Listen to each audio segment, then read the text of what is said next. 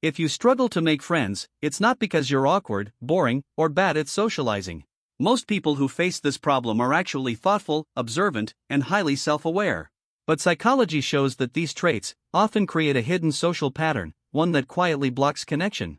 And once you understand this pattern, improving your social skills stops feeling random and starts becoming intentional. In this video, you'll understand why intelligent people struggle socially and how to fix it without changing who you are. Why your brain overthinks friends. Struggling to make friends isn't about being awkward or boring. It's about how your brain handles social interaction. Many intelligent and self-aware people overanalyze every move. Before speaking, they ask, "Did I say that right? Did I sound weird? Did I overstep?" This constant self-monitoring interrupts natural flow. Conversations feel rehearsed instead of genuine. Each mistake feels magnified, and small successes often go unnoticed. Psychologists call this hyper-self-monitoring. It's not a flaw. It's a cognitive pattern. Awareness becomes a double-edged sword. It helps you read people, but also blocks spontaneous connection. The good news? Awareness can be redirected. Focus outward instead of inward. Engage in conversation without evaluating yourself constantly. Simple steps like greeting someone, listening actively, or responding naturally retrain your brain. Over time, social interaction shifts from stress to practice, and your awareness becomes a tool rather than a barrier. The invisible wall you build. Some people seem friendly, but you can feel an invisible wall around them. This wall isn't about dislike, it's emotional self-protection. Past rejections or misunderstandings train the brain to stay cautious. Even when someone is kind or welcoming, the mind asks, "Is this safe? Can I trust them?" The result is slow trust building. Connections develop gradually. Silence replaces impulsive responses. Conversations feel calculated. Social hesitation becomes instinctive, and over time, this pattern reinforces itself. It's not a lack of social ability, it's a protective mechanism. The brain prioritizes safety over exposure, making interaction slower, but more meaningful. When these people finally open up, their bonds are deep and resilient. Understanding this mechanism changes perspective. Struggling to connect isn't weakness. It's a natural way the mind protects itself. With awareness, you can learn to step forward carefully, gradually lowering the wall, without sacrificing emotional safety. Depth over small talk. Some people struggle socially, not because they dislike people, but because they value depth over surface-level conversation. While others enjoy casual chatter, these individuals seek meaning in every interaction. Parties, group hangouts, and light small talk often feel exhausting, rather than enjoyable. This preference creates a mismatch. Social environments reward spontaneity, noise, and fast energy, not thoughtfulness. When deep thinkers try to engage, their minds naturally analyze the conversation. They notice inconsistencies, subtext, and subtle cues that others ignore. This makes them feel out of place or misunderstood.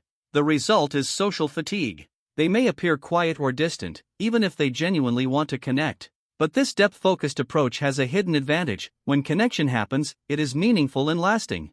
Understanding this dynamic changes perspective. Struggling in shallow social spaces doesn't mean you're failing, it means your brain is wired for depth. By choosing environments and people that match your style, you can conserve energy and focus on quality over quantity. Depth is a strength, not a limitation, and learning to navigate both shallow and deep social spaces is key to building lasting relationships. Smart doesn't mean socially skilled. Being intelligent or self-aware doesn't automatically make social interaction easy.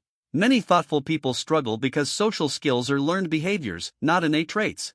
You can understand people, read cues, and analyze situations perfectly, but still hesitate when responding in real time. This gap between intelligence and social skill creates frustration. They may know the perfect response in theory, but freeze in practice. Observing subtle cues without acting naturally leads to missed opportunities. Silence replaces engagement, and overanalysis becomes a barrier. The solution is treating social interaction like a skill to train. Small, intentional habits, greeting someone, maintaining eye contact, or practicing conversational flow, gradually replace hesitation with instinct. Intelligence then becomes an advantage, not a block. Understanding this gap reframes the struggle. It's not a flaw in personality or character. It's a skill deficit. Once recognized, this gap can be systematically improved, turning thoughtfulness and awareness into social strength rather than a limitation. How to hack your social brain. Struggling to make friends isn't about luck, it's about how your brain handles social interaction. The good news is that your mind can be trained. Small, intentional changes can break the patterns that block connection. Start by shifting attention outward. Instead of analyzing every word or gesture, focus on the person you're talking to. Listen actively. Observe genuinely, without judgment. Stop rehearsing responses, respond naturally. Next, reframe fear of rejection. The brain treats social risk as danger, but calculated exposure is safe. Take small steps, join a conversation, ask a question, or share a small personal detail. Each successful interaction trains the brain to trust again. Finally, practice consistently. Social skills are habits, not talents. Eye contact, body language, tone, and timing can all be improved with repetition. Over time, the overthinking awareness loop weakens, emotional walls lower, and presence becomes instinctive. This isn't about changing who you are. It's about redirecting natural tendencies. Thoughtfulness and awareness, once obstacles, become tools. By hacking your social brain, you turn struggle into confidence, hesitation into connection, and intelligence into social advantage. Why one true connection beats many. It's easy to feel frustrated when friendships are few, but quality matters more than quantity.